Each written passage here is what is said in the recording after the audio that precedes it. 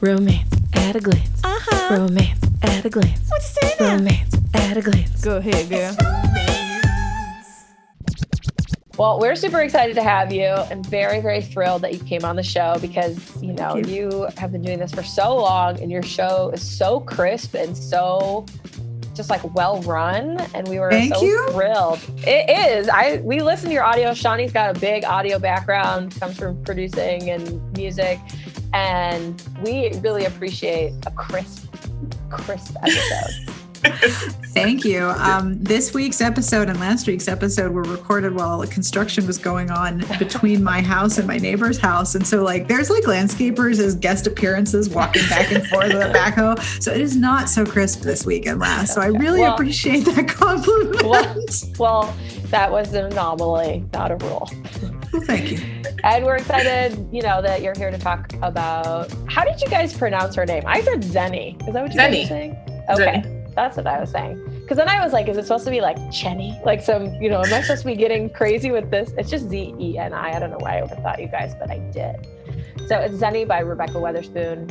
And it is book number 2 of the Loose Ends series. You ready to get into it, you guys? Let's do it. Let's get popping.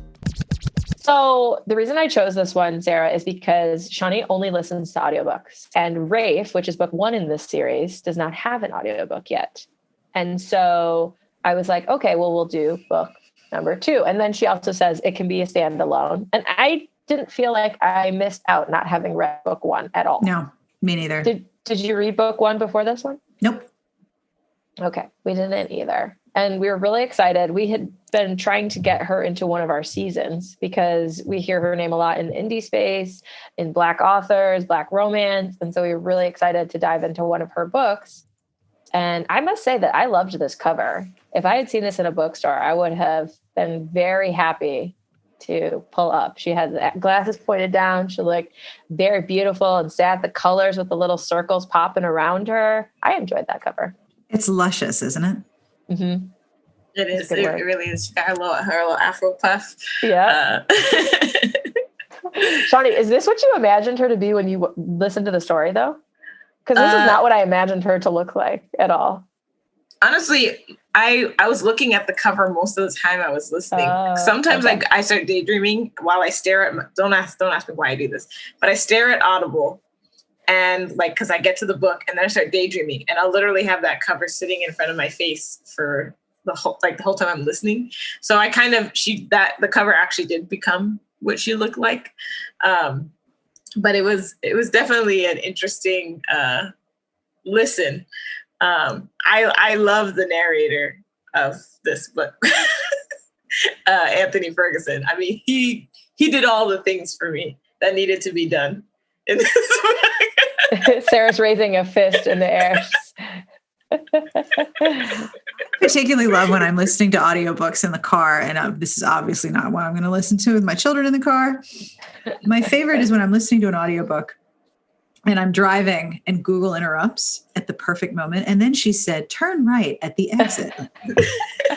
So I imagine listening to this one in the car would be such whiplash of wait, what, even without Google interrupting. Yeah. I never thought about how important the audiobook cover is when you're using an audio app like that. You're just going to see the cover. That's all you're going to see on that screen, unless you're doing other things and it's running in the background. It didn't really occur to me that whereas with digital books, I hardly ever see the cover. If I buy a book, I don't even see the cover half the time. And if I'm getting an advanced copy, there is no cover. But with an audiobook, that is something you're always going to see the minute you pull up the. I never thought about how much time you're going to spend looking at the audio cover. That's really interesting. And it's luckily it's a beautiful, gorgeous cover. It is. It's pretty. I like it. She's got her little, you can feel her energy in the cover. But like you said, it's either I'm staring at it because I open it up and I'm laying in my bed and I'm not doing anything else. Or if I'm listening to it in the background, a lot of times I'll miss something. And so many, many times I go to it, open it up to rewind, go back, so I see the cover quite a bit. So she just became, the person. However, I did feel like I was missing something. I don't know if it was from reading book 1, and I read a review on Goodreads that said this, and I was like, oh, maybe this is what I was feeling. Because I felt like I didn't learn a lot about Mason. Like I was like, I wanted to know a little bit more about the music. I wanted to know a little more about her family dynamics. There was stuff I felt like they were kind of holes in the story, or not. I wouldn't say holes, but they were just like, I wanted some more information. And then somebody said that Rebekah Weatherspoon is like tying all these characters from different series or different something together, so that so he might have been a bigger character in another book coming into this book. You know? I think he was in another book, in the Silas and Liz book, or Silas. Silas. Guys, I like struggle with pronunciation right now. On the fence. Anyways, with Silas and Liz, he was in their book. I do agree with you though. I felt like I didn't get a whole lot of background. And I think if you're billing a book as something that can be a standalone, you're going to have to fill it in a little bit at the beginning, even if it's like maybe a repeat for someone who's already read your books. Mm-hmm. Because like, it wasn't until like the last pages of the books that he's like, I play 17 instruments. And I was like, whoa, we've only talked about like 3. Yes. What do you mean you play 17? Like, I was like, wow, that's dope as hell. Like, and I didn't know he was like, I knew he was good and he really liked music, but they didn't indicate that he like could have a career in it. Yeah. He was talking about, oh, I was in this band with Duncan and we fell in love. But like, who hasn't been in a fucking band? I've been in a band. I was in a country band for 2 years in Chicago. I am not a musician. My sister and my friend played banjo and we were like, let's make a band. So we did. Like, Shawnee's dying, you guys. She's dying so hard inside. She's like off her chair dying at me right now. Shawnee, I was in a country band. Get over it. I don't even like country music, you guys. My sister banjo. You got me with the banjo, man. Yeah. Well, I fully expect that you should be I played bass. The theme. Oh, you played bass. I didn't play banjo. I played the bass on 2 songs. I played the drums, and I was the lead singer on 1 song and the backup singer on all the songs. I just was like the jack of all trades. I was like, what instrument you want me to like just pick up just for this song? I'll learn only 4 chords. I'll play 4 chords in rhythm. That's what I'll do. But yeah, I didn't know he played 17 songs. And then we're skipping way to the end, but he ends up like going and being like a session musician. And then maybe he's going to go on tour with someone as a musician. And I was like, whoa. Like, I know he loved music, but I thought he was going to be like a music teacher at the end, or like, it's just like his passion, his hobby, but not something he can make a career out of. I felt like that came out of left field a little bit for me. That was my biggest issue. There were so many things that I loved about the characters, about the story, and the way in which some really familiar elements were deployed in this book. Like, I thought they were fabulous, but there were so many unresolved issues. Like his musicianship, his family, all of a sudden his mom's there. And I'm like, wait, I thought your mom was in Cleveland. What is she doing in Scotland? Why is your dad over here? What's up with your dad? He's a total jerk. Are you okay? And then her mom and her family. And the thing is, the thing about the book is that Xeni comes to this town because her aunt has died and she has inherited what turns out to be a metric butt ton of money. Yes. That kind of money changes a lot of things. Yeah. And I don't think those changes were fully explored as they come into conflict with the already existing family problems that she has. Her family is a hot mess, and it's not her mess. It's her mom and her aunts, and they were part of an R&B group, and then things went bad. And what happened? What went bad? We never get to know. This is actually okay. Shawnee, Bridget, when you read this, yes, you know what I'm gonna say already. Yes. Okay, this book is so similar to my real life. Right, it is so insanely similar to my real life that that it's easier to kind of ask the same questions you are, but like, what about this? Or what about this? Yeah. Right. So she talks about being a doula. I'm a postpartum doula. Right. She talks about being a witch, which is synonymous with empaths. We're all witchy types. You know, and we do Sarah's the same waving things. At Shawnee. Yeah. And I'm nodding empathically right now. Empathically, yes. And my aunt was a very famous singer. My mom was her backup singer. I grew up on tour. Like, you know, my family's Sarah, very... It's Diana Ross, in case you're wondering. It's not Diana Ross. It's not, what's her name? Donna Summer. Donna Summers.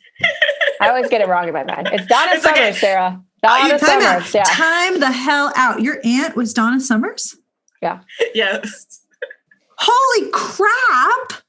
Yeah. So Shawnee, when they were talking about like touring and everybody's gone on tour, and like Shawnee's whole family was on tour her whole life. They all went as like a little baby troupe of little children and adults on tour. And oh my God, Shawnee, there were so many things in this book that made me think of you. So it's like the postpartum doula. You love thick dudes. You love a big man. Love a big man. Love the Scottish brogue. I was like, eerie. A dream of yours would be some dude being like, will you come over here and explore pegging with me? You'd be like, yes, I would love to explore pegging with you. I literally like asked my partner like a few weeks ago, like, can I peg you? And Highlanders are the #1 historical book I've ever read. They're my favorite. This is everything that I could like, that you could encompass in a book. I'm like, this book is me. Yes. Yeah. This is like a ghost story you would tell in like 4th grade. And then I learned that my whole life was in this book. Yeah. Did you inherit several bazillion dollars? I'm hoping that's coming. Hoping. May download that from the universe right now. That was okay. So that's the other thing. Going back to Sarah, your original point of like, we didn't get enough information about the aunt's backstory, because they should know that she's super rich. If she's a very famous musician, they share residuals on their early hits. They should know like kind of what money's coming in, and they know she lives in like a massive mansion. Like they know she's like, maybe they don't know she has $25 million or $23 million, but they should know she's rich. In a house on Martha's Vineyard? Well, that one no one knew about. I don't think anybody knew about that. That was a secret house. Nobody knew about a bunch of the stuff that was secret baby, secret house. The thing I will say is that I find it to be the opposite. I actually find that when people are famous, people assume they have more money than they actually have. Right. Yeah.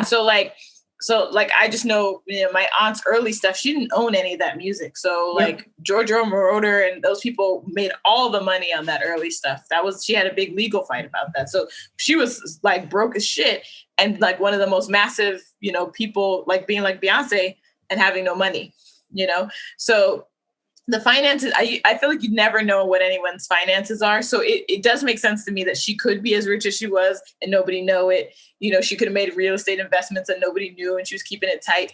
That for me was believable. It was weird, the whole like Xeni being her daughter, like that. Yeah. That I thing. felt like she forgave her mom real quick. I'd have been like, Mom, that was my biggest issue. I am 30 some years old. They didn't talk about it. They didn't talk about it. And then all of a sudden she's giving them retirement advice. I'm like, you are literally a millionaire.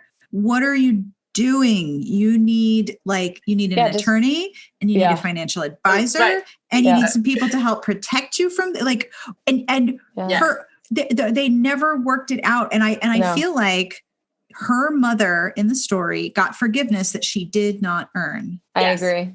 Boundaries are a thing. Yeah, I agree. Well, this book was weird. It was interesting, right? Because it kind of did something that I like, but also there were some things that didn't work, right? So there was actually not really conflict between her and Xeni and Mason, right? They were very like, okay, yeah, sure. You want to do that? Okay, sure. Yes. Like they didn't, and which I enjoyed the fact that they were sensible people. Like they just, the things that they did felt sensible. Even when he left, which I don't like when our hero leaves. Hate it, Shawnee, is my #1 problem with this book. Yes. That he leaves? That he leaves. I hate in books when they just like leave without having a conversation. Like neither one of them has a conversation before about like, could we make it work? Could we be together? He just decides I'm not good for her and bounces the fuck out of the country. And that was no.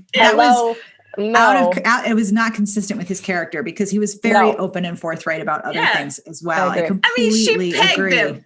they had enough conversation for him to get pegged.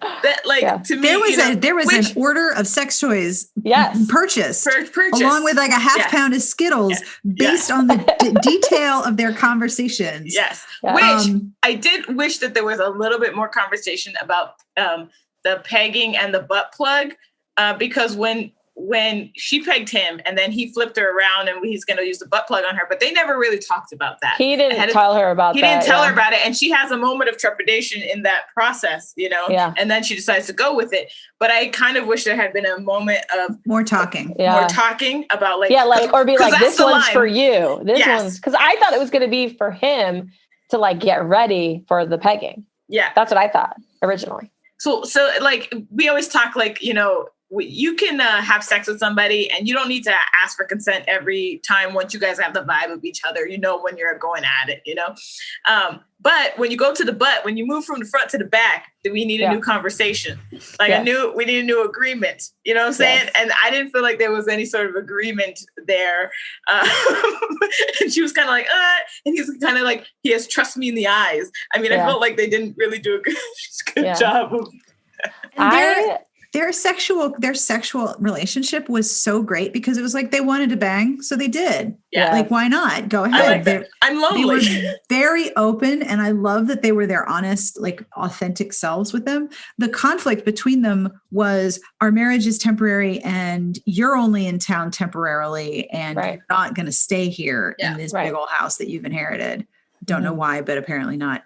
I felt like their issues were all time-based, and they were in this little bubble of weirdness and grief and fake marriage. Like, I love how old tropes were deployed in this story. It was so interesting. Yes. But I agree, the things that they did really well, like talk, didn't happen when it would have made sense for them to have a conversation. Yeah. Yeah. And part of me is like happy that she didn't end up in the town, because obviously that's a big trope of like one character or the other ends up in the small town sort of thing. However, despite the cover making her look very cosmopolitan and like cool, she's like, oh no, I like to craft, knit and crochet, and I'm a homebody, and all I do is like watch TV with my friends and teach, which I'm not even sure I want to do anymore. And I was like, oh, so she is going to move there because she already likes this quieter life. She already likes his friends and family. She already, like, she made multiple comments to Liz, like, oh, you're not going to like sell me on this small town thing. And I was like, oh, well, obviously she is, like, you're being sold. And then especially, and maybe this is just my own thought, but especially because her family is a fucking mess. And if I was her, I'd be like, yo, I'm going to I'm going to retire from my job, which I don't need anymore. I'm going to live in this house. I'm going to figure my own self out, figure out what I want to do away from your expectations, away from your pressure. Because her mom doesn't deserve that thank you, I don't think, or the I'm sorry or whatever. And also her mom, the whole book is pressuring her. Like, I'm going to fly out there if you don't talk to me. I'm going to just show up. Like, never apologize. I know. And I was like, if I was her, I'd be like, look, y'all, I just inherited $20 million. Don't come a knocking. I'm going to figure my life out in this mansion. I'm Martha's Vineyard, baby. That's what I'm going to do. There's also like this aspect when you're talking about, so like I'm reading this book also as a Black woman reading this book, right? There's a lot of references and that sort of thing. And one of the big things is that, like, in the Black community, there's a lot of us people who are witchy and empaths who are working really hard to break the generational curses that have come down, with us, the traumas and that sort of thing. And so with that comes a lot of heavy and deep conversation. It means challenging the ideas that your parents had and their parents had, to them. So I felt like there was a great moment here, right? For the theme of the book. I thought that was a great moment for her to have a real conversation with her mom, Yeah. Mm-hmm. And so the fact that that didn't happen, not even an extra 3 lines, I was like, oh, it's such a missed moment. Like, because we're all out here trying to do that work, and for somebody who is described as a witchy person, who's, what, like all the characteristics she talks about in her spirituality and in her life journey, I just felt it would have been on brand. Definitely. And the idea that it is so hard to say to your family, I'm not doing things the way you do them. The way you've always done things doesn't work for me anymore. And so here's this massive secret that she's confronting this, and it changes fundamental aspects of her identity. I don't think Xeni had enough space to truly come to terms with all of the things that she learned. And I don't think that there were sufficient, it sounds petty, but I don't think there were sufficient consequences for the decisions that other people made for her. Yeah, and on one hand, her aunt is like, all right, well, I kept the secret from you, and there was all this. Yeah. I am going to arrange your marriage and leave you a butt ton of money. So your financial problems are solved, but here's an extra serving of emotional problems. I think my favorite line was, seems like now would be a good time to start seeing a therapist. I was like, yes. Oh my God. Yes. Major life changes. I think one thing I didn't like is that all the emotional work that you're talking about happened in between the 6-month gap of we don't see anything. Yep. So in this 6-month gap, she says, I started seeing a therapist. I used some of the money to move into this house or apartment neighborhood that I've always wanted with like, blah, blah, blah. Like I got my sex swing. I got a big bed, didn't stop wearing her wedding ring because she's clearly like still longing for Mason. So like in one paragraph, like we got something that I wish we had gotten maybe 2 or 3 chapters of that. Cause that I think is the real like emotional, messy work. Especially because the book actually felt short to me. Like, yeah, I could have done more book. Like this could have been more of a meal. Yeah. And one of the things that happens when you have characters who are in this bubble, however the bubble is constructed, like we're trapped in a hotel because of snow, we're stuck in this space, we are trapped in this bubble. They have a limited time created by their arranged marriage, by her vacation time from her job, which again, she's not sure she wants to keep, by her, this time limit of her parents or her mother saying, I'm going to show up if you don't talk to me. There's all of these time limits creating boundaries for them to have this sort of temporary, it's almost like a vacation romance, except it's a crappy vacation because it's a grief vacation, but it's almost like a vacation fling. Like, this is only temporary. I'm only here for this amount of time. And this is the time boundary of our relationship. The interesting part happens once that bubble is broken and you have to invite the rest of your life back into your bubble. And the bubble has to, like, the people, then the things that you became and the person that you are in that little space of time, you have to integrate that into the rest of your life. And I think that for Xeni, the outside of her life, like her friends, her group, her mom, her stepdad, her aunts, her cousins who show up and then disappear, never come back. All of those people needed to be integrated with what happens with her and Mason and Mason's family. And it's like those two things were kept very separate until the very end, when it's like Mason and his mom are there. And I'm like, but that reentry into your old life after you've had a temporary new life is hard. And that's where the conflict is. And they just skipped right over it. I wanted more. Would you have gone to Scotland with your horrible father? Because I would have been like, peace, motherfucker. That guy. I will see you to the airport and be on your way. Yes. First off, especially after he like insulted her so much or whatever. That guy.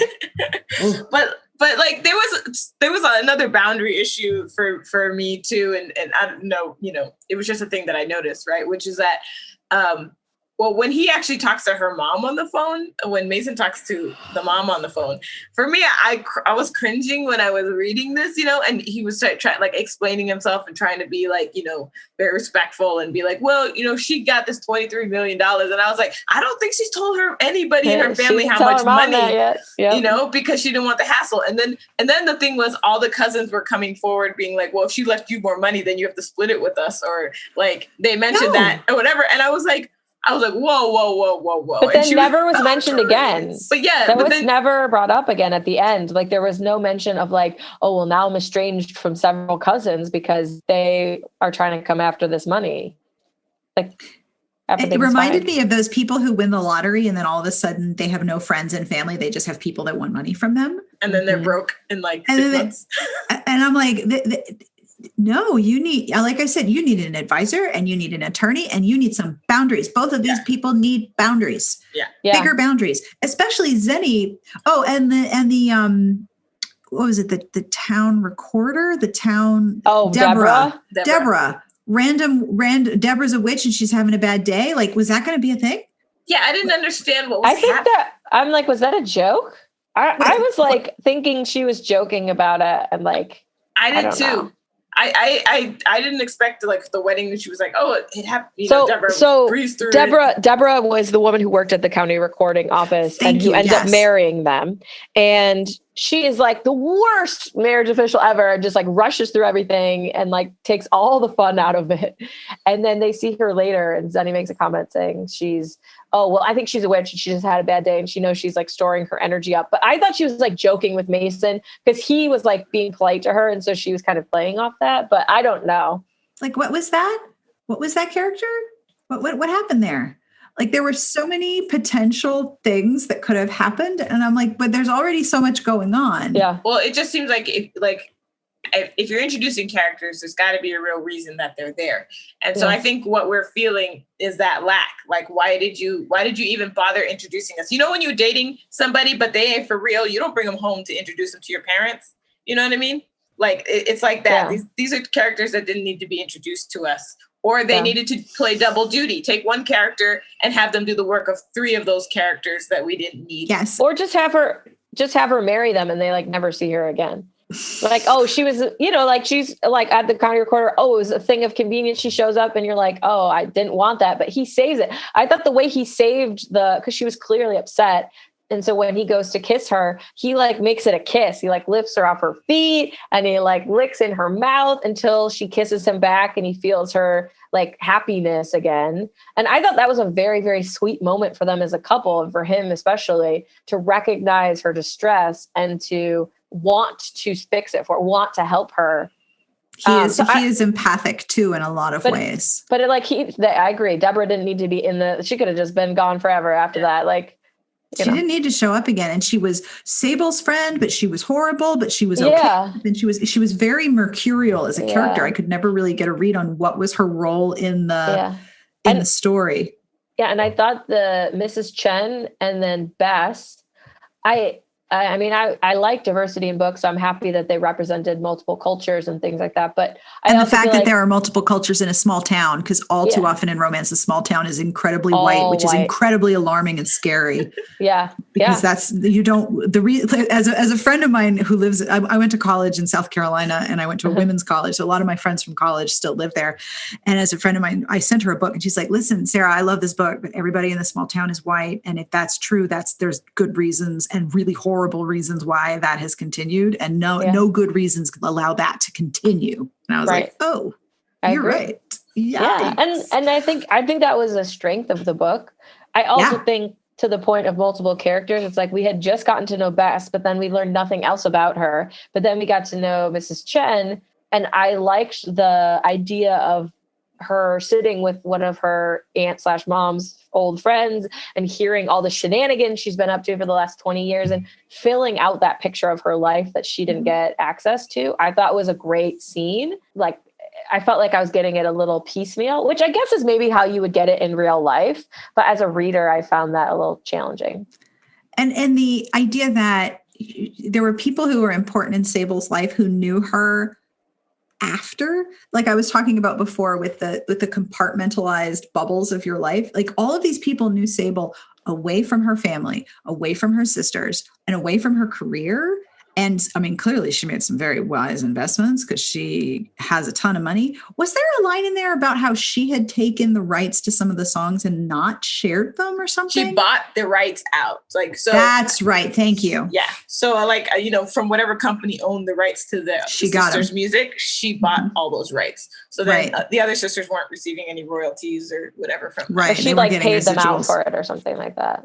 Yeah. No. So some other company she bought the rights from another company because the sisters wanted the rights. But she owned them. And so she clearly had the money to buy those rights in the first place. So she'd made some really wise investments and done some really smart stuff. But all of these women, solo career at some point. So she was making money as a solo artist. Yeah. Like all of these women knew her after all of this, apart from her family, apart from her sisters, whereas Xeni only knew of her aunt through limited visits and then what her family told her.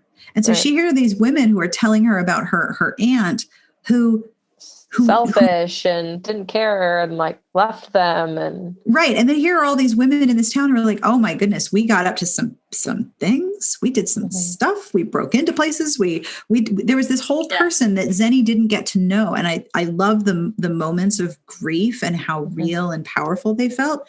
But I felt like the characters who knew Sable after and away from her family could have been used more to create more of a character that would have made more sense what a loss it was for Xeni and her mother, whereas it was like, okay, well, Sable's dead, and So the crazy thing too, this is also a parallel from my life, right? So my aunt's oldest daughter, she gave to my grandparents to raise until she was almost a teenager, so that she could continue her career, right?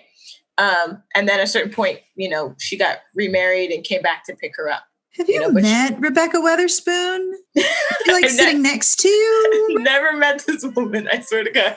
This is wild. But your aunt didn't lie and say, "Oh, JK, these are your parents." No. Like, she didn't say lie. She didn't. Your cousin always knew it was her mom. She always knew. But what I'm saying is like she always knew, but the emotional ramifications that came from that decision, I have a firsthand knowledge of what those look like. Yeah. And this book is not representing this ain't it. What that looks like. I mean, it's a trauma of identity, right? Yeah. Who am I? Who are my parents? Like, these are fundamental things that you grow up learning and realizing that you've been lied to, and then getting further gaslit by the person you thought was your mother. Boundaries are a thing. And it's not just your mom who lied to you. It's your mom. It's your I mean, she always thought it was her stepdad. So she never thought he was her biological father, but it's your mom, your stepdad, all of your aunts. So the other 4 aunts, and who knows if their partners or their husbands or wives know. And so it's a lot of people in her life who lied to her and kept this whole facade. And like, my thing about it is that she's not 22. So she's not a young, I just graduated from college, now I'm finding all this out. She's a grown woman. She's in her 30s. She has a career. And that to me would make it even worse. Because like, if my parents right now in the same age came to me and were like, oh, BT dubs, and so-and-so is actually your mom. And they're dead. Sorry. And they're dead. So you can't even get to know them as this. So you can just deal with that. I'd be like, I'm sorry, what is happening? And I would be digging. I would be so relentless. I'd be like, you better tell me every fact. I would check everyone's story. Is against everyone. I'd talk to all the aunts individually. Like, she texts her one aunt and it's like, who should I talk to? And I would have called the aunt and been like, what in the actual fuck is going on? You better spill the beans right now. And it's almost like your whole family is a conspiracy against you. Yeah. It's like when you when you read a character who's like, one character cheated on the other and everyone knew except the person who'd been cheating on that person's relationship with all of those people is done. I mean, it is cracked. It may not be repairable. That's like, and that's again, going to the fact that circumstance is actually super realistic. Like, very. So super realistic. That happens. Secrets like that get held in families for so long, and you find you're damn near 40 and you find out, you know, and like, and then you're like, why didn't someone tell me? Or you, maybe the secret actually did eventually make it out in your family, but nobody told you. Those are always the fun ones. And they'll be like, oh, I thought you knew. I told this sister, I told this brother, like, I just thought you knew. And you're like, I didn't know that shit. Yeah. Like, and so like, you also at a certain point don't know who knows what, And that has ramifications, that has ongoing consequences. Yeah. And I felt in a lot of ways, Xeni and her mother, that was the relationship I had the most trouble with. I mean, Mason and his dad also got some things there, but like Xeni and her mom, that relationship seemed too easily repaired. Like, I would not be allowing that person anywhere near me for a while, because that's a fundamental trust fracture right there. Yeah. Well, Yeah. and you'd have to really explain to me, like, because her mom basically says, like, oh, we did it because she wanted to continue her solo career. Right. We all decided, it almost was like we all decided it wasn't good to raise you on the road. And so when she left you with us, we just decided to say, because like, they could have just been like, oh, I'm raising you, but I'm your aunt and uncle. Like they didn't Right. have to say that they were the mom and dad and like change the birth certificate. Oh yeah. And, That's some weird shenanigans right there. So the interesting thing for me for this book is I actually rated their characters higher than the book because I think this book for me came into a problem we've seen a couple times in the podcast, which is there's too much going on. Oh, the book's not very long, but yes. there's too many plot points. There's too many tropes. Oh, yes. Because if you look at the insular plot without the lying about her being the aunt's daughter, if you look at the insular plot, which is that she goes to her aunt's funeral, there's a forced marriage of convenience to get money, which I think is fun to do in modern times. I think she did that part well. They end up kind of like teaming up and being like, yo, we both need this money for a variety of reasons. Like, let's be friends about it. Let's throw a wedding. Let's have fun and make it ours. Like, I thought that scene was great where they decide to take it back, you know, They have this little wedding. It's very, you know, he and his friends set it up at the farm with the twinkle lights and the things. It's very sweet. And she's not expecting it. And like his friends embrace her. And like one of them takes her on a shopping trip. And like that I stuff. loved that found family aspect. Yeah, the found family worked great. And like their courtship, I thought was very, like Shawnee mentioned earlier, very respectful, very communicative, very much like, hey, I noticed you're a little off. Like, is it okay if I hug you? Like they did just meet. So it makes sense that she would ask. And he's like, oh, that would be great. And then he feels better. Like I thought their romance, I really liked their characters inside of that. I think the rest of it was too much and overshadowed that because the whole time, like you guys, I'm sure I was reading going like, well, she's threatened that her mom's going to hop on a plane any day. So when the fuck is she going to show up with unannounced? Like she should be showing up at the cafe to meet Mason without being announced immediately. Oh, my daughter got married and I'm a crazy person. I'm going to show up tomorrow. Like, but she waited till Xeni invited her, which I was like, no, you told me this mom is crazy and overbearing and she should just be showing up here. But I also didn't want her to show up because I liked the bubble. So I was a little conflicted about it all. Well, so Mason's dad, you know, I think is a great example of like, for me, he was a very one-dimensional villain. Yep. And you know how I feel about that. So that takes me out of a story very quickly. It's like you couldn't figure out what to do here. So you inserted this one-dimensional villain to help push whatever you needed to push. And to me, one-dimensional villain, that's lazy writing. It's lazy writing. And I felt like there was a lot of other characters that were just like that. They didn't help me. They didn't, you know. They were one note. One note. They served one show purpose. Oh, it's F sharp guy. Here he comes. Yes, you know? And that's it. And that's where I'm like, oh. I actually was mad that so earlier in the book, Mason talks about how his mom is with the dad, despite the fact, so the reason he ended up leaving Scotland is he was supposed to get married. The woman didn't show up to the wedding because he had told her, they were talking about past relationships. And he had explained that he was in love with an old person in his band named Duncan and that he's bisexual. He didn't think anything of it. She clearly was like not comfortable dating someone who's bisexual and like reading all this crazy stuff into it. Like, well, then you're not going to be faithful. And he's like, what? That's not the same thing at all. I can absolutely be monogamous and bisexual at the same time. That's not hard. And so anyway, so of course she tells her dad, who tells his dad. And then, you know, presumably they're, you know, sort of small-minded Scottish, like maybe older generation, not as open and woke to the, you know, fluidity of sexuality and preferences. And essentially like banishes his son unless he pays back the amount of money that he spent on this wedding and pays back his law degree because he doesn't want to be a lawyer. So he leaves, goes to America where his cousin lives in the small town. And that's kind of where we find him. So his mom is like a couple times in the book trying to convince him to talk to the dad again.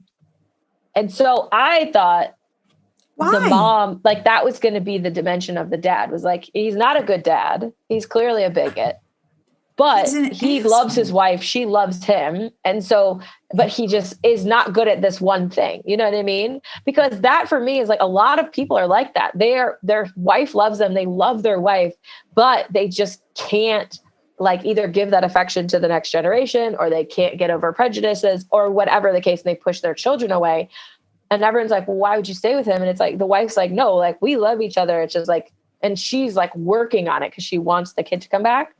I had no idea they were still married. I thought they were divorced. Like, I thought they were married, but the mom's I thought they were divorced, and then they're together. I'm like, what are you doing with this? Is going to leave him. And I thought they were divorced too. I thought she was in love with him. So then when she's like, well, I'm just going to leave him, I was like, whoa. I thought you were already gone, ma'am. Or why would you even ask the son to come back and be friends with the dad again if you're planning on dipping? That didn't make sense to me. Why? What? So one of my one of my pet peeves in fiction is when terrible emotional behavior is not labeled as terrible emotional behavior at some point. And so many terrible things are forgiven in this book that it made me mad for the characters, because they have already been so honest with each other. And like you said, with Mason's fiance treating him the way that she did, they are forthright and very frank about who they are on purpose. They take the risk of being honest about themselves on purpose, because that's the only way that they've gotten through terrible situations in the past.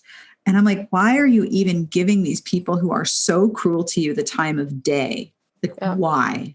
Why are you doing this? Yeah. Wasn't there a line in the book about like family isn't always the one you're born into? Yep. And so then I also thought, guys, there are multiple points where I thought she was going to stay in this town. Because then I also thought, oh, she's left this toxic family behind who are obviously, you know, the mom is like emotionally abusing her over the phone and all this stuff. She keeps having to hang up on her, kept this big secret. Can't get over the gaslighting. I cannot. And so I was thinking, oh, her found family and like the family she chooses is going to be this group of friends who she's clearly very close to.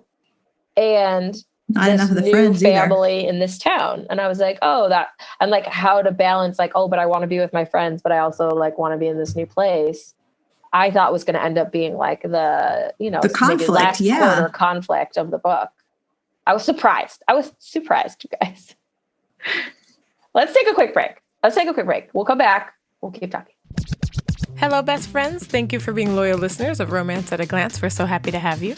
If you'd like to support us further, head over to Patreon, where you can become one of our patrons. We've got a lot of great perks, such as merch and a super secret discussion group where Bridget and I talk to you directly about all things romance and all things nasty. So come on over. And now, back to our show. Shadi, another funny line that made me think of you is she uses the term whole ass husband.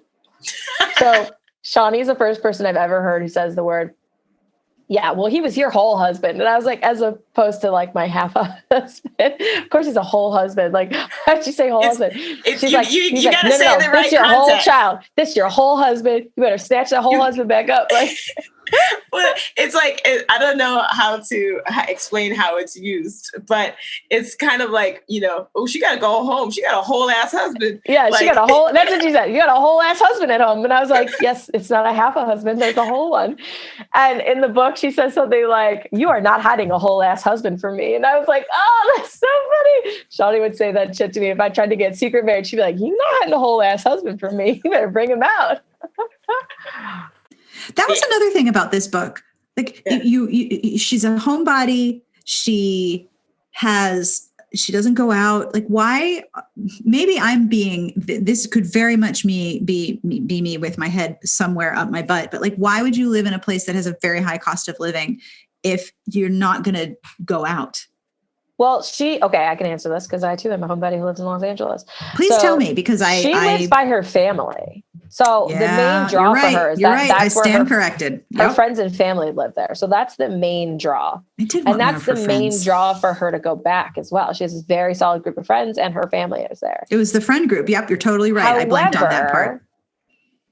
because she talked about in the book that she doesn't really like what she's doing. She's looking for a way to impact different. I was like, oh, they're in New York. There's like, she's near the city. I was like, maybe she'll start a nonprofit where she'll do like summer camps where everyone comes up and does this whole summer, like music. And I was like thinking of ways that she could impact youth and children with all this money and this new big like house and land that she has. And her husband who plays 17 instruments. Her husband who plays 17 instruments and does a night, like a weekly bagpipe concert for everyone in the whole county. Vineyard. Yep. Vineyard. Yeah. And I was just like, what? Like, let's do that. That sounds nice. I do love that she became a doula. I think that's awesome. And I also love that she was very casual about having had a miscarriage and having had an abortion.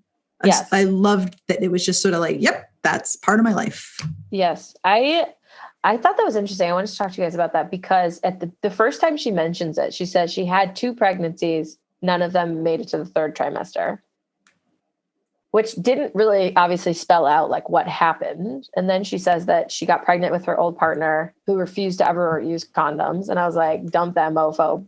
Dump that mofo. He can also fuck off up here. Yeah, I've heard that story so many times though. So I'm like, yeah, that shit. I don't get that. Okay, Shawnee, you know how I feel about birth control and my pregnancies because Sarah, you don't know this about me, but I can get pregnant in a goddamn instant. A goddamn She's only not used protection twice and she has 2 children. 2 babies. First time. Pop, baby. I knew. That's why I'm so vigilant about it. So when I read these stories, I'm like, I know it happens. I have friends who have had scares. I've had friends who've had, miscarriages that they didn't mean to. And probably I've had friends who've had abortions that I know about some of them, but I don't know about others, I'm sure. But I'm always like, she lives in Los Angeles, so she's not somewhere where she couldn't get birth control of some kind. But I don't like being on birth control. Like, I don't like being on the pill. It never worked for me. But then, Shawnee's shaking her head at me, guys. But then she's like with somebody who won't wear a condom. And I'm like, that would just never happen to me, you guys. I could not do it. I have never could not do it. I've been in the throes, Shawnee. The man did not have a condom. And I was like, screech to a halt. Okay, we'll either go to the drugstore or we can just do other things and never have penetrative sex because so common. You can't get up in this without a condom. Bridget, your mother, first of all, your mother is super liberal and she's a nurse. That's true. You are living in an anomaly because I never got any sex education. Right? So like none. I read romance novels. That's how I learned about sex. And that's what I thought you were supposed to do. Like, I thought that's how life was. You were having mutual orgasms. I get that. Okay. And, I get that at like 18, but like these were in her like late 20s, let's say mid 20s, late 20s. Like by then I feel like I would hope that you at least would have the wherewithal to be like, nah, bitch, get your dick out of here. You ain't got let me tell you right now, because that is having a nurse mom privilege. Because let me tell you, I mean, that's a white lady privilege too, I'm sure. I taught, like, to this day, when I bring my boyfriend home, I do not say, hey, mom, this is my boyfriend. We don't use the term boyfriend. This is my friend. No, I get that part. No. I need you to understand because I understand Xeni's family. I need you to understand this, right? So, like, the culture of being frank and open and honest about sex and communication is so shut down and so repressed that you're not even having these open conversations with your friends because you're not sure until somebody opens the door for you to start talking about it. You keep that all in your head. And I know this firsthand where you think you're the only one doing these things and that or whatever. And so the conversations about birth control, I never had those. I was having so much unprotected sex, Bridget, that I was on birth control, then I wasn't on birth control because I had allergic reaction. Then we were doing pull-out method. And I just happened to get lucky. In the grand scheme of things. And then I started meeting, more people who were educated this way, having more frank conversations. But I was in my late 20s. I was in the latest of 20s. Now, I didn't have a boyfriend who refused to wear a condom. We just were both of us fast and loose. You know what I mean? And we would go get STD tests and stuff like that, but we didn't, but we were like, oh, we'll just pull out, but like. It's not a method, everyone. I've said it on the podcast before. Pull out is not a method. Shawnee says the pull out method. It's not a method. I'm not saying you're incorrect. All I'm saying is you can't fathom this, but it is, for me, it's very fathomable. I get it. I mean, it's just hard for me because I've always been, and I do definitely agree. It's the education from my mom, the education from my dad, the education from my siblings, education from my town. Like I grew up in a liberal town just outside of Chicago. So I get that it's all of those things. I also, though, have had friends who are in that same scenario who have let someone go in without a condom, even though they're like, well, I know I shouldn't have. Yeah. So like, to me, I understand all those things. For me, it's more of like I don't know. I just like would never do that. Not because because I don't know, but because I'm like, I don't know. Maybe your mom read a romance novel, then handed it to you and was like, here, enjoy. Right. My mom literally beat my ass anytime she found me with a romance novel. I'm talking more about the like the sense of like, because I'm saying I've met someone in my exact same scenario who read romance novels, had the same parents, same town, who let someone like, who didn't have the same standards pressure them into like, oh, I was uncomfortable. Like, oh, I wanted to wear a condom, but he said no. So we just did it. Yeah. Like I've met people who've done that. And that to me is like I'm like, cause I get what you're saying that she didn't know. She was like, oh, well, maybe everyone's doing that. And he probably convinced her and she didn't know. Like that I get. But I also am like, I still would have been like, nah, bitch. I don't know. It's just hard. I'm like very firm in my pregnancy. Confident. You are a very confident lady. You are a very confident lady, though. I will say You're a confident lady. Because some people would be like, well, I don't want to make him angry, or I don't, You're already naked and vulnerable. You're naked and vulnerable, and you're already like, well, I don't want to ruin the mood. And you're already, nobody empowered you to be like, nah. Yeah, exactly. Definitely happens. I also like with Xeni that she owned that experience, but also owned that it was not her, like that it was not just her problem. The problem was also with that person. That person was a problem, and she wouldn't tolerate that now. Yeah. She was very clear about her boundaries with regards to partners now. And, I agree. Was able to have like really frank discussions about the kind of sex they would be having and what they would be doing. And the fact that she was like, yeah, sure. Why should we not? Let us proceed. She walked out of the bathroom naked. She was like, well, if this is going to go down, it's going to go down. Yeah, it's going to go down. And then he comes out and he's all bent over and like hiding himself. She's like, listen, I'll cover my eyes for you. It's okay. And then he's like, sorry, I have the mother of all hard-ons. I didn't want to freak you out. I thought that was cute too. Oh, Shawnee, I thought about you in this book again. I thought about you in this book so many times, Shawnee. I always do because I love you. But I thought about you because we've talked about Sarah on the podcast before, that Shawnee does not enjoy a large penis. She has a short canal. And they were talking about how big his penis is. And then there was no warm up. He just popped that sucker right in. And I was like, Shawnee's going to have a problem with this. They were talking about it. He didn't even finger her. Eventually he fists her. Yes, he does. Sarah's raising her fist into the air. He puts all 5 fingers, put the whole fist in there. Which I don't think I've ever read in the book, actually, now that I think about it. Mm-mm. I have, but it was not contemporary romance. It was paranormal. It was alien fucking. Yes, aliens for the win. But I thought, only because they described his penis as being so big. And she said at some point, and like in her inner monologue, at some point, I'm going to try to take all of it. But then she just took it all. No problem. No problem. No warm up. Lickety split. Lickety split.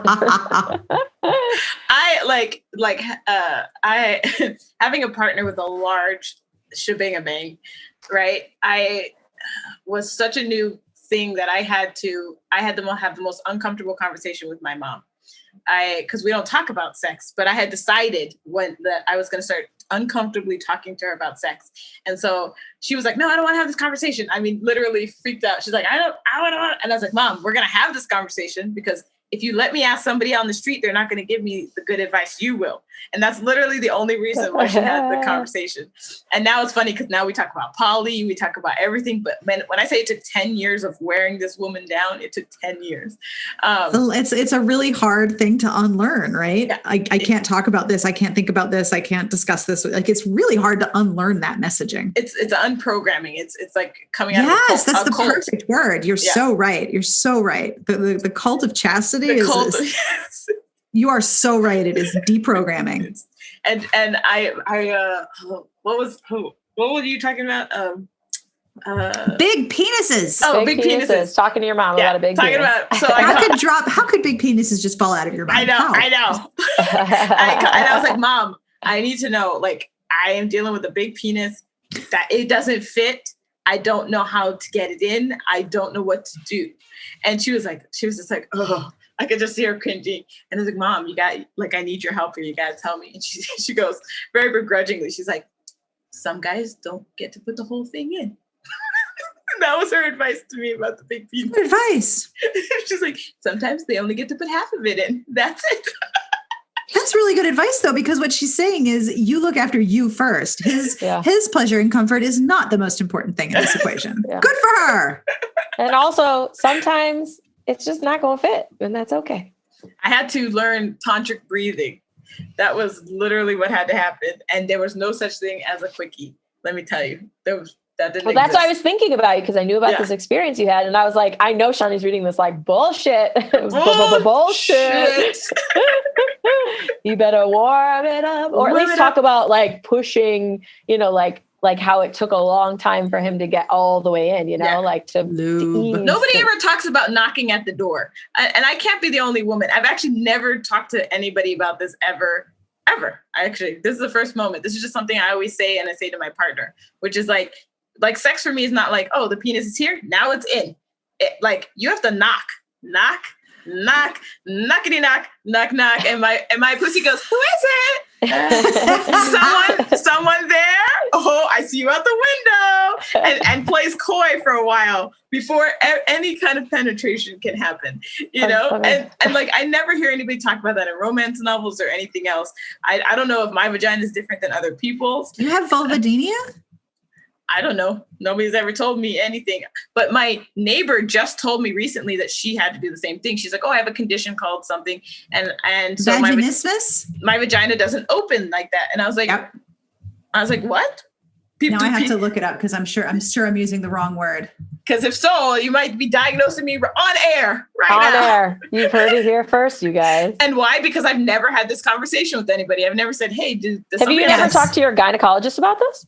This is very common. I actually did a podcast interview with Dr. Jen Gunter, who is Twitter's gynecologist, and she does pain management. It's vaginismus. It is a muscle spasm in the pelvic floor muscles that makes it very difficult, impossible, or painful to have sexual intercourse, or like putting in a tampon or having the speculum inserted. You nailed it. Yeah, that's vaginismus. God. It is treatable, and and you actually have to like introduce things, and it's like little tiny bits at a time. You basically have the world's strongest pelvic floor, and that is a good thing, except where the insertion happens. That's called vaginismus. Bridget and I have had this conversation where every time I've gone to the gynecologist, it is the most excruciating experience ever. I have so much literal trauma about like going to the gyno, to the point where my insurance company sends me gift cards if I go.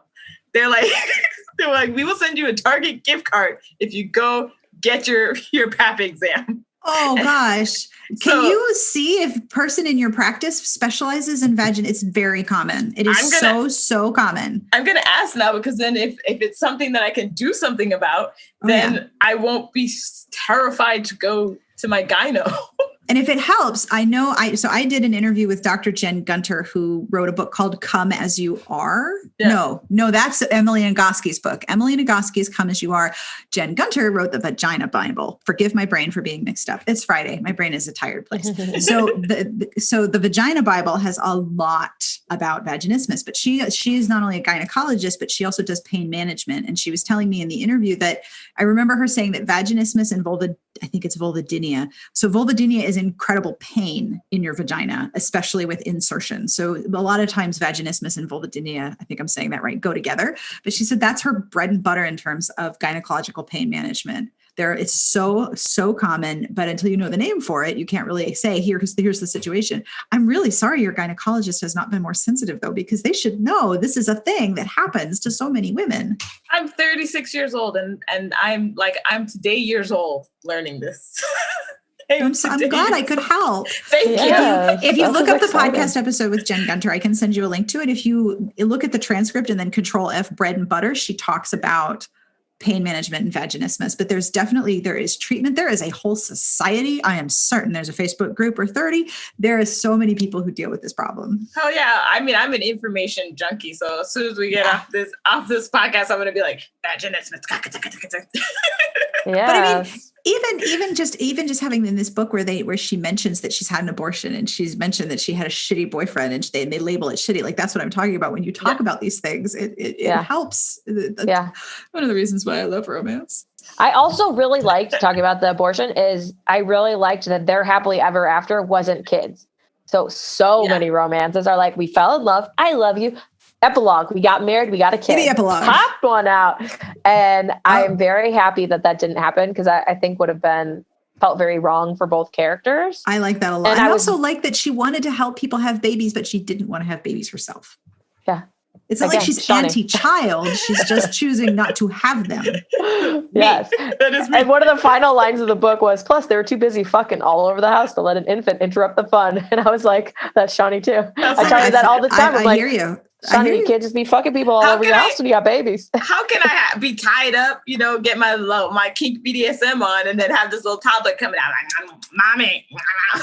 Yeah, mommy, I need to pee. Like, mommy's tied up right now. Literally, I can't help you. Shit on the floor. And let me tell you, I have a 13-year-old and a 15-year-old. And I went through infertility to conceive my older son. I had a number of problems that needed to be corrected before I could conceive. So I had to do all of these things like, okay, Sarah, now there's needles. Are you sure you want to have children? Okay, now there's needles and a patch and a pill and a cream and some things that are going to make you grow chest hair that is not blonde. Are you sure you want to do this? Okay, now there's more needles. Are you sure? So I had to keep asking myself, are you sure? Are you sure? Are you sure? So it turns out I have no on-ramp. I'm not particularly good at getting pregnant and I've never gone into labor, but I am super great at being pregnant. Just give me donuts and Honey Nut Cheerios. We're fine. It's great. I'm really good. I'm a great incubator. I just have no on-ramp, no off-ramp.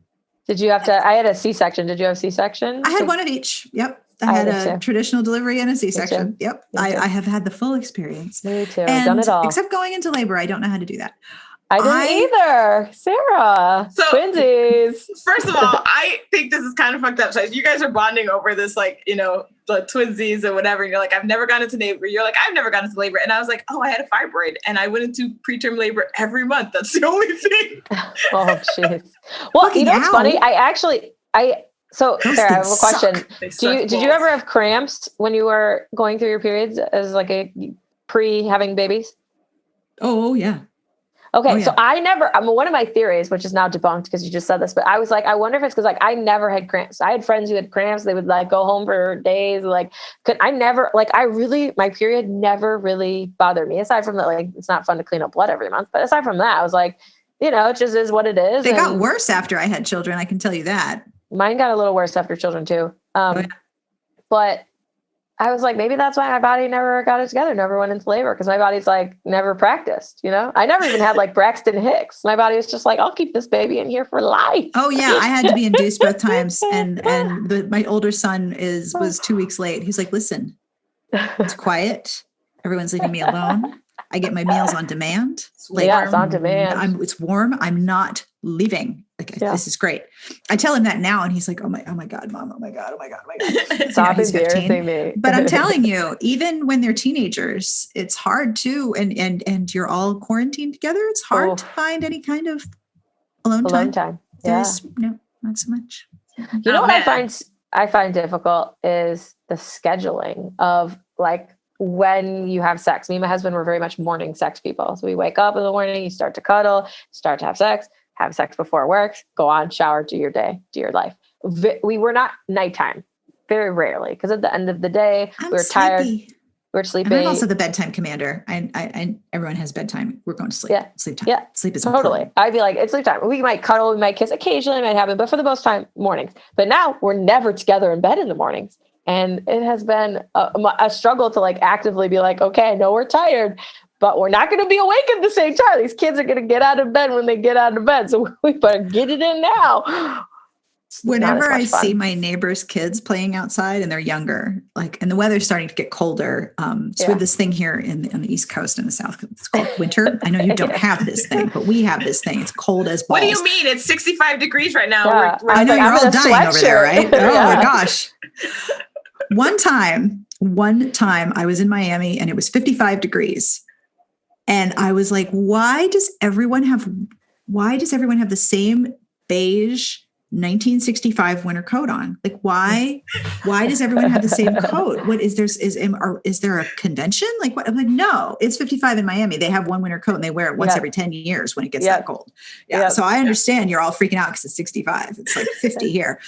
But whenever I see my neighbors' kids out, I'm always like, all right, the kids are out. Okay, let's see here. I can't interact with them, but what can I do to keep them outside so they can have more alone time? Stay outside, kids. Have you guys seen the leaf pile down the street? You should go check it out slowly. Yeah. You should go check it out. That's a good neighbor. That's good. You guys, Sarah I want her on my block. Keep my kids outside. I have really lovely neighbors. I'm on a cul-de-sac, so it's just all of us facing each other. Yes. I live so close to the DC Mormon temple that when I take pictures on Instagram's like, are you at the DC Mormon temple? No, I am not. But I have a number of Mormon neighbors. So there's lots of kids everywhere. And they in the before times, they would have friends over. So there's always stuff happening on my street with the kids outside. Awesome. Halloween was the greatest. One of my neighbors put up because we had no trick-or-treating. Trick-or-treating was canceled. One of my neighbors put up a movie screen. They showed a movie. Another neighbor had hot chocolate. Another neighbor built a fire pit. And we all had our little socially distanced delivery of buckets of candy for all the kids. It was adorable. But yeah, we have really nice neighbors. And I'm hoping that they also get alone time.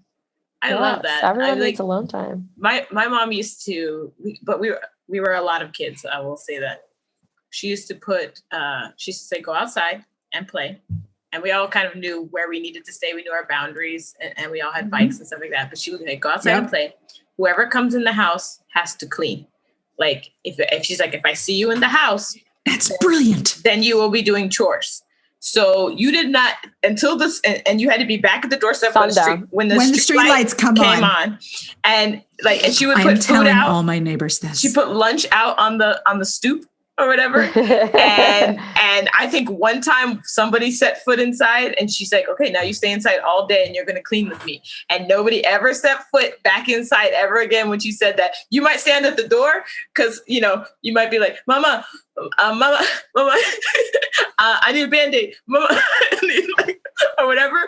But she put food right outside on the steps and you got your snacks and you went back out and played and you're like, ain't none of my business. It's brilliant. Because you also had, to be fair, you didn't have 2 kids. You had 6 or 8 at one time, depending on which cousins were staying with you. So there was a lot of kids. We had 9 to 10 kids. 9 to 10, yeah. And then you're child free. Yeah, you've already raised children. Yeah, you did it already. I did it.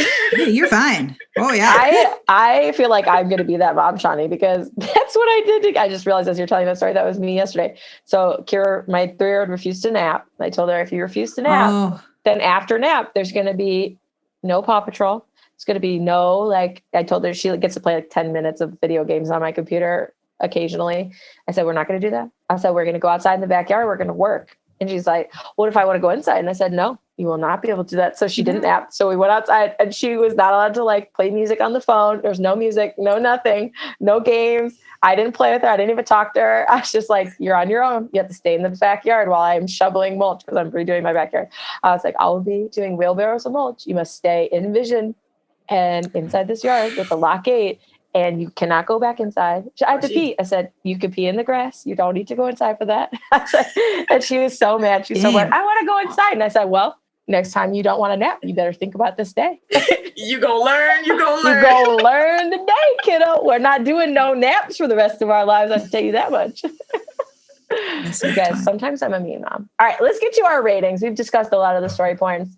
Sarah, as our guest of honor, what did you think of Xeni? 1 through 5. What did you think? Are we rating the character or the book? The character. The character. Oh, the character. First first. character is, I would say, this is the danger in the book and the heroine. 1 to 5. Same name, right? I would say for Xeni, I would give her 4 out of 5 stars. Nice. Yeah, I liked her self-assurance. I liked her confidence. I liked how very solidly herself she was. I love reading a character who is authentically and honestly and determinedly their self. Like they will be themselves at every moment that they can, and that they're working on being themselves all the time. I really like that about her. What about you? I gave it a 4 also. I agree. Yeah, I agree. I give her a 4, mostly because I like the logical nature of Xeni, right? So like, I like when things sort of make sense. And so when they, when the way she deduced them getting married, she's like, okay, well, you need the money. I need the money and she did like a quick calculation in her mind. You saw it very quickly on the page. Like, okay, well, this is the only option. All right, you want to do this? I'll do this. You want to do this? Let's go. Like I like seeing that. And I like that she was logical. And so, yes, that was a big sell for me with her, no nonsense. And there wasn't a whole lot of angsty drama. And when she was overwhelmed by her emotions, she owned it. Like, I am having truly normal emotions right now, but it's not time for me to break down. It's not time for me to cry yet. At some point I'm going to. Did she ever have a big sobbing breakdown? I think when her did. mom came. Yeah. They talked about it happening, but they didn't go into it. Yeah. They kind of glossed over that point. Yeah. I also like that she was like feeling so much and there was so much in there. And then she used sex, which I do all the time, to like help her release some of the emotions and some of the tension. So she was like, what I need right now is a dope ass orgasm. You're the big cinnamon roll to give it to me. Let's go get frisky. And I was like, that's a girl after my own heart. Because she spelled out what she needed sexually so many times. Yeah. I said that to my husband the other day. I said, I'm really stressed right now. Like I need a lot of orgasms and I need them.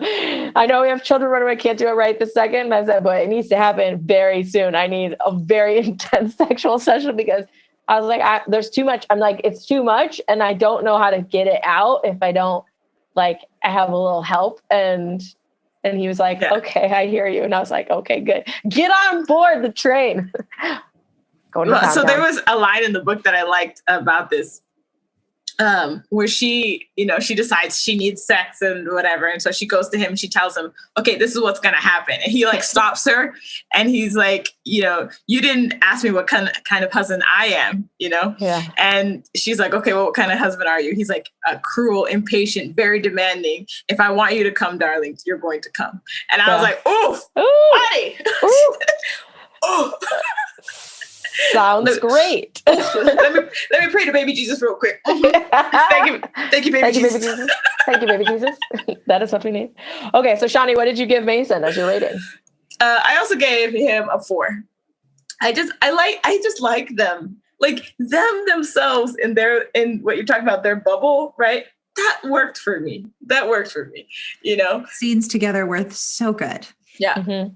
They were sweet. I felt like they were real kind of conversations. I felt like they were open. It sounded like they were, they were woke people who had been working on themselves to this point. Mm-hmm. You know what? I just realized something. I believed that Xeni and Mason could be real people. I believed that in them as characters. There were so many other characters in the book that I didn't think were real.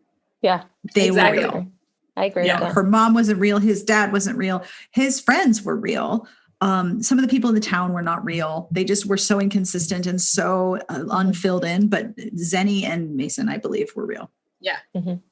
I gave him a 4 too. I liked him. I like when me and Shani talked about this before, but I like when the actions are matching the words. Yes. And his actions, he was like, I like you. I think you're great. And like, he woke up early for his 4:30 a.m. shift and like went to walk to get her car and bring it back so she didn't have to take the walk. Like, I like those things, like, oh, I wanted to take you on a date, but I knew you wouldn't want the whole town asking about you. So I ordered in, but then I didn't know what you wanted. So I just ordered the whole restaurant, and like things like that, I think, in addition to like, obviously him being communicative and them sexually fitting together. I thought he was a delight. I liked him. Well, it's like he was an emotional being, and we don't allow men to be these emotional beings a lot of times. Thank you. Yes. Yeah. He was emotionally fluent about himself and other people. Yeah. I gave him 4 stars as well. I think one of my favorite scenes was when his friends were like, excuse me, wait, he cooked for you? Yeah. He hates cooking. He does it all day. He doesn't want to do it. And he wanted her to be fed. So he wanted to cook for her. Like, There's something really sexy about when your man sexy. wants to feed you. I don't care what anybody says. Very primal. Yeah. When he's like, have another strawberry, and you're like, I'll throw up on you, but sure, I'll eat it because you're feeding it to me. Okay. So we usually do McDreamy to McSteamy. Did you feel like he was a McDreamy or a McSteamy? McScottish McSteamy. Ooh, I like this. Shawnee? So this is the first time where I really felt split down the middle because I thought like his personality wise, so McDreamy. Yeah. In the bedroom, in the sheets. In the sheets. Ooh, yes. He's McDreamy in the streets and McSteamy in the sheets. Yeah. Yes. Because he was like so polite. He had that kind of small town charm to him, and I liked that about him. And then, you close the door and you're like, like there's like a Jamaican song that I always sing to Bridget, which is like, if she says she wants it, if she says she needs, don't you keep her waiting, give it to her, please. And I'm like, when he closed that door, he's like, what do you need? You will get what you need. I will make sure you get what you need. I'm going to give it to you. I'm going to give it to you, girl. Come over there and give it to you. I said that he was a McSwervy, McDreamy, McBroke. I was like, he's just all the mix to me. He's just doing it for me. I also love a Scottish man. When I was traveling there and in Ireland, and obviously having met them many times in my personal life in America, the twinkle, the brogue, they all got a little mischief in the mind and mischief behind those eyes. And you're like, what you gonna do to me? Yes. And I think he delivered. I think he delivered in the bedroom. He's charming. Very charming. Mm-hmm. Did you have a favorite line, Sarah? Seems like now would be a great time to start seeing a therapist. Yep. A good one. Shawnee, did you have any more? I know we already mentioned a few. I have one, which is when she first meets him, she thinks this. She's like, something about his accent made her want to do things. His general thickness didn't help either. This was a man who did not skip leg day or a meal. Yes. That's a good one. And I was like, I like that. All right. Well, mine is obviously dirtier because I've already said mine that weren't dirty during the podcast as we were talking. So this is at the very, very end. He says, spread your legs a little more for me, love. That's perfect. He pushed his fingers inside her underwear. She knew he could feel how wet he'd made her with just a kiss. Is this how you do it? He asked. You watch yourself like this? And he's like fingering her while she's sitting on his lap, looking in the mirror, watching them. And I was like, that's it. That's the business right there. That is just, if you saw someone at a sex swing or sex chair that they masturbated while watching themselves in a mirror, that's the move. Sit in my lap. Let's recreate this scene, but now I'm in it. That's it. My mind would explode. Because the whole time she's sitting there, she's imagining him being there with her.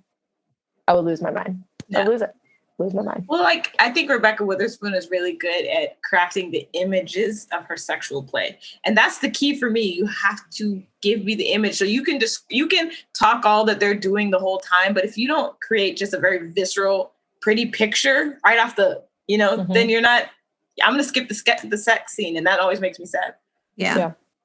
I interviewed an author named Carly Bloom, and she said something that stuck with me. She's like, look, I'm not going to invent a new sex. Like, it's all been invented. I'm not going to invent a new sex, but I can invent ways for sex to happen that are different. And I think that Rebekah Weatherspoon does that. She invents and describes ways in which sex is happening that is both horny and intimate, or both, or just one or the other. And it's really, you're right. She's really good at creating a visual of what is happening. Yeah, like for the pegging scene, I think Xeni says, like, I didn't expect you to be on top. I thought it would be from behind, but he's sitting on top of her and like riding her. And I thought that was like, I mean, sort of like viscerally a much more intimate thing, that he's like looking at her. She gets to see his expression.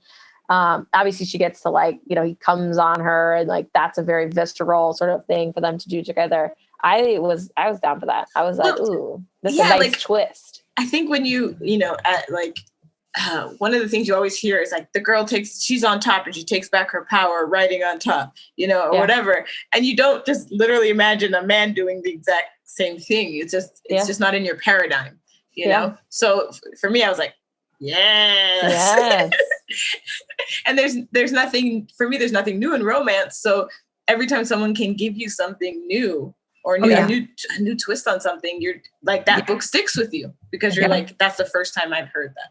Right. And if you think, oh, this book has pegging, you kind of think you know how it's going to go and what the position is. And this was not what I expected. No. Yeah, it was definitely much more like almost sweet, even though it was very steamy. It was a very sweet and like intimate scene versus being like a harder, more sort of raunchy. Yeah. Good word.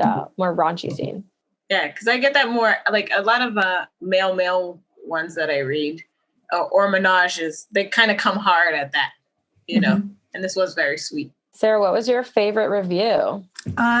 Favorite review is the one that Shayna wrote for my site, because she went into such detail about what she liked, but also how much she was charmed by Xeni and by Mason.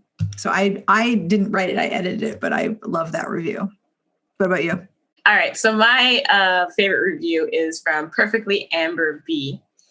She rated it 3 stars on Goodreads. And she said, this story is super steamy, but also very cute. Xeni and Mason were so open and honest with each other, and it was honestly so refreshing to read. While I love the relationship between our 2 leads and can appreciate the themes of grief and loss, I didn't like that both characters had such messy and complicated backstories that they were either omitted or flat out glossed over. Xeni's history with her family and the lies they told her, I wanted more of that. Mason and his history with his father, I wanted more of that. Overall, I was left wanting more from the story, which is common for me with Witherspoon's books. That's a good review. I thought like this nailed it. Like, and I think that, you know, Rebekah Weatherspoon, I don't know her history or her catalog, but she's new to me as a romance author. So if she's early in her journey, like, then I have great hopes for the growth of this She's author. An independent author, and she has published quite a few books. She also has a cowboy series with Kensington. Yeah, they're If the Boot Fits, and I forget the name of the first one, but they're all fairy tale retelling. Like If the Boot Fits is a Cinderella retelling, but part of it is set in Hollywood, and then part of it is set on this luxury dude ranch owned by a Black family that's Hollywood royalty. So it's got all of the sort of celebrity and Hollywood stuff, and then this wonderful, like, gorgeous natural setting on this ranch. Ooh, cowboy. Yeah. You know, we like cowboys. Okay, so my favorite was by Ebony Rose. It's 3.5 stars. And she said, I wanted to enjoy this a bit more than I did, but I definitely see why it's a favorite for so many on Goodreads. Overall, fairly solid reading experience. Marriage of Convenience is such an absurd romance trope. You can't help but have fun with it. And then she said later on, I also think the story had way too many secondary characters who were all introduced at once, which made it a tad confusing to recall who was who throughout the story. And I would read more from this author. I think that that's true. I wanted to be more at like a 4 or 5 star feeling after this. And I think if I like cut out just their scenes together, I would be more at like a 4 star. But I think overall I'm more at a 3 star because there was just a lot of things going on that didn't feel resolved or felt a little bit needs to be fleshed out, or that were confusing, or that I was like, yo, what the hell? And I never want to be saying, yo, what the hell? And in general, as you guys on the podcast, dear listeners know, I do not agree when they just vanish off the face of the earth with no communication. At least like they could have had some sort of thing where he was like, I have to go. And she's like, I want you to stay. And he's like, I have to go. Or like, there had to be like some sort of, that they were both just like, okay, bye. And I was like, whoa, whoa, whoa, whoa, whoa, whoa, whoa, whoa, whoa, whoa, whoa, whoa, whoa. So it would have made sense, like if they had a rational discussion about it, where he was like, I have to go, and she was like, yeah, you know, I really want us to continue this marriage. We might not be able to do that if you leave. And he's like, yeah, but I weighed these options. That actually would for me is more in character for them, you know. And then it makes it so much easier. The fact that he left and then they didn't have any communication and the mom is telling him to call her. I was like, bitch, move, bro. Yeah. Yeah. Like they weren't even texting each other. Like it would have been cuter if like the whole 6 months they were texting each other, like funny little gifts. And like, we got to be in on that like little courtship from afar. And it was like, oh, well, we may get divorced. And she's like, oh, didn't sign the papers yet. And they like, and then all of a sudden he was like, yo, I'm in LA. Like I'm moving here because I love you. Clearly we haven't gotten over each other. I don't know.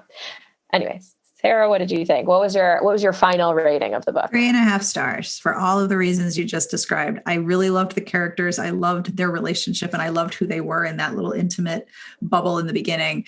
I think that there wasn't sufficient integration of their lives into their relationship and their relationship into their lives. And there were so many unresolved plot threads, so many things that were unresolved that it got like the issues that were left undone were frustrating. I got to the end of the book. I'm like, wait a minute, what about that other person? And what about her mom? And what about his dad? And what about these characters? And what about the person at the clerk's office? Like, what happened to all of them? Why were, what cousins? What happened? Didn't you feel like one good editor could have caught all that bullshit? I honestly don't know. I have no idea. Like, if we're all reading this book, I mean, I'm assuming none of us are editors. I just edit the content that goes on my site. I'm not a professional editor of other people's stuff. Well, I guess I am a professional, but like, I don't hire myself out.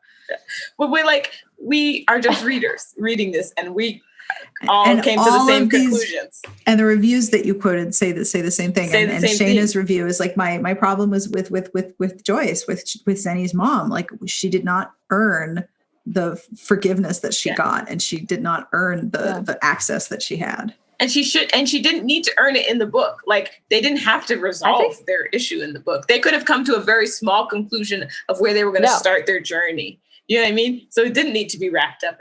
It could have been like, okay, well, I'll start talking to you about like what went on in those days. Yeah, and the next book with the character that's one of my friends is going to clearly be the next Happily Ever After, so I could be a subplot in that book. I love that. If you ask me why are Xeni and Mason together, I can tell you why. Like, why that is. There are a lot of whys I cannot answer about the other characters in this book. Like, why is this character doing this? I have no idea. No idea.